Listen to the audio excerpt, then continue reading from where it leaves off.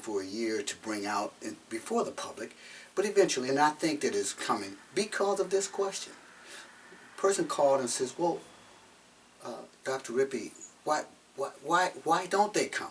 Why don't our foundations, for example, in Michigan, the Kellogg Foundation, the Skillman Foundation, the Jewish Foundation, the United Foundation, why don't they come out and just simply say, no, you're wrong. We do have prevention programs, and we do apply prevention efforts to our giving. Well, as I said, the common sense question, and I'd like to give you the very frank and common sense answer. They don't have them. They don't have this applied to our corporations, and we have over 40 Fortune 500 companies in Michigan that give to the poor, but they don't apply prevention efforts to their givings. But let's just take the state of Michigan. A great big old prevention department with regards to the poor. But here's the con. I shouldn't say con, but here's the misunderstandings. These prevention efforts are considered what we call primary and secondary. The prevention efforts in the state of Michigan is secondary efforts. That means, for example, in the area I'm dealing with, a teenage pregnancy prevention program, well, what they're doing is, and they're saying, hey, we're preventing second and further pregnancies. Well, that's not what we're talking about. And we should not confuse the public with that. We're talking about preventing the first one, preventing teen parenthood in terms of those kids getting on welfare and dealing with the problems as it relates to their efforts to get off welfare. And it's very novel. Now, what we're trying to say is, ladies and gentlemen, is that it doesn't matter whether it's the state of Michigan, a charitable foundation, or corporate giving, and I must say this, you and your donation, you must have or begin to understand the need to prevent the problem. If not, then what happens is the next year or the next time you make your donation, the next year the taxpayers' dollars are being spent, which is going to increase or increase and increase, and we can keep talking about this year after year after year unless we apply a prevention component. Doesn't mean that the prevention efforts are going to solve the problem, but eventually you'll begin to see that in doing so, we begin to eliminate a lot of the barriers that are involved in terms of us preventing the problem. So the question is very simple that has been asked of me, is why don't they? Well, the simplicity answer, I can't even say it any further, and that is they don't. Now, there are a lot of issues applied to prevention that we'll get into at a future date.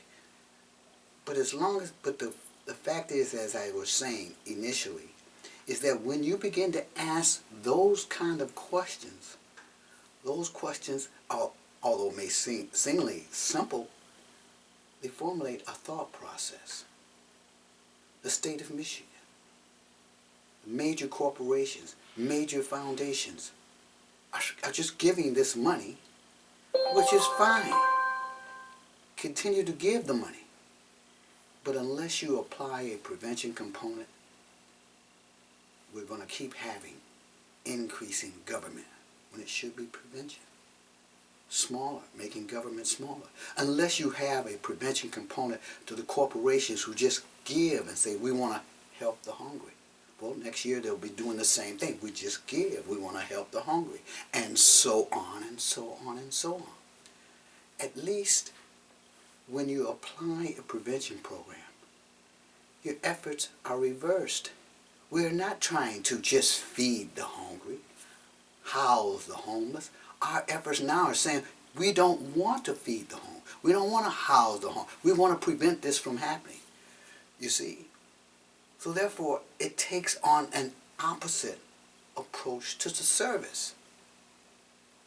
So, as I said, we can get deeper into the prevention aspect, but that's for a later date.